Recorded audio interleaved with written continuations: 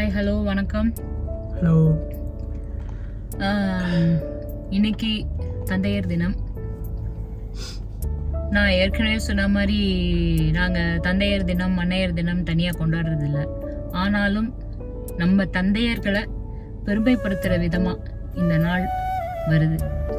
So முதல்ல நான் என்னை இந்த உலகத்துக்கு கொண்டு வந்த எங்கள் அப்பா, அவருக்கு தான் முதல்ல நான் என்னோட ஃபாதர்ஸ் டே விஷஸ் சொல்லணும்னு ஆசைப்படுறேன். கண்டிப்பாக எங்கள் அப்பா இப்போ எங்கேயாவது உட்காந்து கேட்டுட்டு இருப்பாரு அப்படின்ற நம்பிக்கை எனக்கு இருக்குது.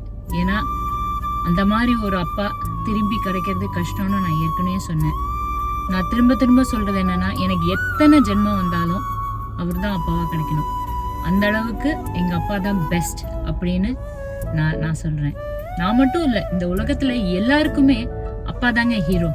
நம்ம கண்ணு முன்னாடி நம்ம ரஜினி சார் பார்க்குறோம், விஜய் சார் பார்க்குறோம், கமல் சார் பார்க்குறோம், அவங்கெல்லாம் ஹீரோ தான். ஆனால் நம்மளோட ரியல் ஹீரோ யாருன்னு நம்ம கேட்டோம்னா யார் சொல்லுவோம்? நம்ம அப்பா தான் சொல்லுவோம். 10 மாதம் அவங்க நம்மளை வயிற்றுல சுமக்கலனாலும் அவங்களோட இறக்குற வரைக்கும் நம்மள ஒரு நிமிஷமும் நம்ம கஷ்டத்துல இருந்து நம்ம சந்தோஷத்துல இருந்து எல்லாத்தையும் பகிர்ந்துகிட்டு அவங்களோட மன கஷ்டத்தை எல்லாத்தையும் ஒதுக்கி வச்சுட்டு பிள்ளைங்களுக்காக வாழற ஒரே ஹீரோ யாருன்னு கேட்டீங்கன்னா அது அப்பா மட்டும்தான். ஸோ இந்த நாள்ல எனக்கு என்னோட மனசுக்கு க்ளோஸ்டா இருக்கிற என்னோட அப்பாவுக்கு முதல்ல நான் நன்றி சொல்றேன். அடுத்து எங்க அப்பா என்னை ஒருத்தருக்கு கைப்பிடிச்சு கொடுத்தாரு. இவரு தான் உனக்கு எல்லாமே, அப்பாவுக்கு அப்புறம் இவர் கண்டிப்பா உன்னை என்ன மாதிரியே பார்த்துப்பாருன்னு சொன்னாரு. அது என் கணவர் திரு பிரகாஷ். அவருக்கு இந்த நேரத்துல தந்தையர் தின வாழ்த்துக்கள் சொல்றேன். ஏன்னா என் மகனை அவ்வளோ அன்பா ஒரு தங்கம் போல என் கணவர் பார்த்துப்பாரு. அது பார்க்கும்போது ரொம்ப ஆசையா இருக்கும். உலகத்துல பாத்தீங்கன்னா அம்மாங்க மட்டும்தாங்க அவங்களோட பாசத்தை டக்குன்னு வெளிப்படுத்தி சொல்லிடுவாங்க. அப்பாங்க நிறைய பேருக்கு அது சொல்ல தெரியாது. ஏன்னா அவங்கள பொறுத்த வரையும் அவங்களோட ஒரே எண்ணம் என்னன்னா குடும்பத்தை காப்பாற்றணும். எந்த ஒரு இடத்துலயும் தன்னோட குடும்பத்தை கீழே தள்ளிடக்கூடாது, மனைவியை பார்த்துக்கணும், தன் மக்களை பார்த்துக்கணும், இப்படிங்கிற ஒரே அந்த ஒரு இதோட தான் அவங்க ஓடிக்கிட்டே இருப்பாங்க. ஸோ எனக்கு தெரிஞ்சு ஒரு 80% அப்பாக்கள் அதை காட்ட மறந்துடுவாங்கன்னு தான் நான் சொல்லுவேனே தவிர காட்ட தெரியாதுன்னு நான் சொல்லலை. ஏதாவது ஒரு தருணம் வரணும் பார்த்தீங்கன்னா, அந்த குழந்தைக்கு உடம்பு முடியலன்னா அப்ப தெரியும் அந்த அப்பாவோட துடிப்பு எப்படி இருக்கும்னு. ஆனா மீதி 20% இருக்காங்க பாத்தீங்களா, அவங்க பயங்கரமா அந்த அன்பை வெளிப்படுத்துவாங்க. அதுல எங்க அப்பாவும் ஒருத்தர்.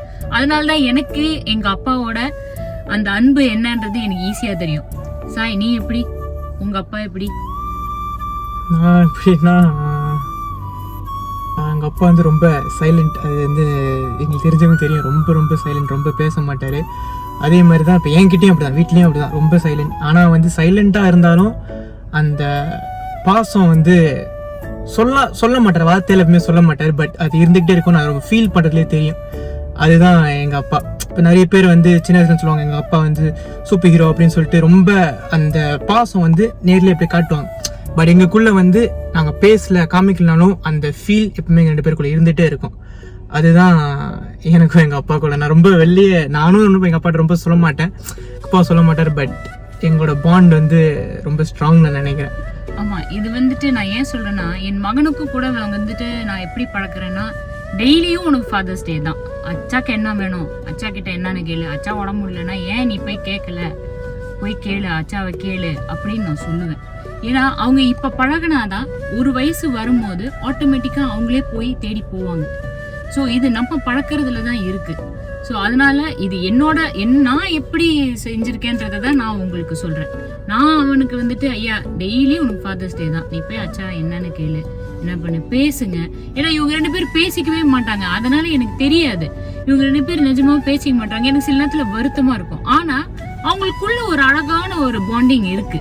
அவனுக்கு என்ன வேணுங்கிறது அவருக்கு கரெக்டா தெரியும். அவர் சர்ப்ரைஸ்டா தான் எல்லாமே செய்வார். ஒரு கிஃப்ட் மாதிரி அவர் அழகா எடுத்துட்டு அவனுக்கு கொடுப்பாரு. இப்ப இவன் ஏதாவது கேட்டா கூட டக்குன்னு அவர் என்ன செய்வாருன்னா, முதல்ல பார்க்கலாம் அப்படின்னு. ஆனா பாத்தீங்கன்னா அடுத்த நிமிஷம் அவன் கையில அது இருக்கும். அது என்ன விளையா இருந்தாலும் சரி தன் மகனுக்கு இருக்கும். நான் ரொம்ப ஸ்ட்ரிக்ட். நான் இவனை அடிப்பேன், திட்டுவேன். நான் அவர்கிட்ட கம்ப்ளைண்ட் பண்ணுவேன். நான் பாருங்க சாய் இந்த மாதிரி செய்யறேன் அப்படின்னா, சாய் ஏன்யா அவ்வளவுதான் சொல்ல. நான் கூட கேட்பேன், என்னன்னா நீங்க இந்த மாதிரி கேக்குறீங்கன்னு. நீ தான் அடிக்கிற, நீ தான் திட்டுற. நானும் அடிச்சு நானும் திட்டினா அப்புறம் ஒரு மாதிரி ஆக மாட்டேன் நான். அப்பதான் எனக்கு தெரியும், ஓ இப்ப அந்த பாசம் மனசுல இருக்கு, ஆனா அவர் அது வெளிப்படுத்தல, அவ்வளவுதான். அது போதும். இதுதான் அப்பா. இந்த ஒரு கேரிங் தான் அப்பா. சோ நமக்கு என்னைக்குமே கடைசி வரையும் அந்த அப்பா அப்படிங்கிறவர் வந்து ஹீரோ தான். ஸோ ஃபாதர்ஸ் டே நம்ம டெய்லி செலிப்ரேட் பண்ணுவோம். இந்த தருணத்துல நான் வந்து இன்னும் ஒரு 2 பேருக்கு சொல்லணும்னு ஆசைப்படுறேன். முதல்ல என்னோட கணவரோட தந்தை, என் மாமனார், அவரும் வந்து ரொம்ப அன்பா என்னை பார்த்துக்கிட்டாரு இங்க. ஆனா இப்ப அவர் உயிரோட இல்லை, அவர் இறந்து 5 வருஷம் ஆயிடுச்சு. அவர் இருந்திருந்தா ரொம்ப சந்தோஷப்படுவார். ஏன்னா அவங்க பிள்ளைங்கெல்லாம் அவர் அவ்வளோ நல்லா பார்த்துக்கிட்டாங்க. அவருக்கு அந்த ஃபாதர்ஸ் டே வரும்போது பிள்ளைங்கெல்லாம் சேர்ந்து அவரை கூப்பிட்டு போய் சாப்பாடு வாங்கி கொடுத்து அந்த கேக் வெட்டி கொண்டாடும் போது அவருக்கு அவ்வளோ சந்தோஷமா இருக்கும். பேர பிள்ளைங்களாம் வீட்டுக்கு வந்து பார்க்கும்போது ரொம்ப சந்தோஷப்படுவாரு. என்ன கேட்டீங்கன்னா இந்த பெஸ்ட் மாமனார்னு நான் சொல்லுவேன். ரொம்ப நல்ல மனிதர். அவரு இப்ப இல்லைனாலும் அவருக்கும் என்னோட ஃபாதர்ஸ் டே வாழ்த்துக்கள். அடுத்து எங்க அண்ணன், எங்க அப்பாவை போலவே எங்களை பாத்துக்கிட்ட மாதிரியே எங்க அண்ணன் அவங்க 3 பிள்ளைங்களையும் அவ்வளோ அழகா கியூட்டா பாத்துக்கிறாரு. அது பார்க்கும்போது ரொம்ப இதுவா இருக்கும். எங்க அம்மா சொல்லுவாங்க, எவ்வளவு அழகா பிள்ளைங்கள பாத்துக்கிறான் அவன், அவங்க குடும்பத்துல அழகா அவங்க இது பண்ணிக்கிறாங்க. எங்க அண்ணன் வந்து அவ்வளோ அழகா பிள்ளைங்களை பாத்துப்பாரு.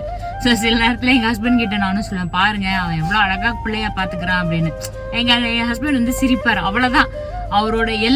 என்னோட எல்லா கேள்விக்கும் அவர் ஒரே பதில், அழகா ஒரு சிரிப்பு சிரிப்பாரு என் கணவர். ஸோ இந்த வேளையில எங்க அண்ணனுக்கும் நான் வந்து தந்தையர் தின வாழ்த்துக்கள் சொல்லிக்கிறேன். திருப்பி என்ன நான் இதையே உங்ககிட்ட இன்சிஸ்ட் பண்றேன்னு என்ன தப்பா நினைச்சுக்காதீங்க. தயவு செஞ்சு அப்பா அம்மா இருக்கும் போதே அவங்கள நல்லா பார்த்துக்கோங்க. தந்தையர் தினமும் அன்னையர் தினமும் நமக்கு தினமும் வரும். சந்தோஷமா இருப்போம், அவங்களும் சந்தோஷமா இருப்பாங்க. இந்த தருணத்துல என்னோட ஃப்ரெண்ட்ஸ், என் சேனலை பார்க்குற என்னோட ஃப்ரெண்ட்ஸ், அவங்க வீட்டில் இருக்கிற எல்லா அப்பாக்களுக்கும் என்னோட தந்தையர் தின நல்வாழ்த்துக்கள். பாய், வணக்கம்.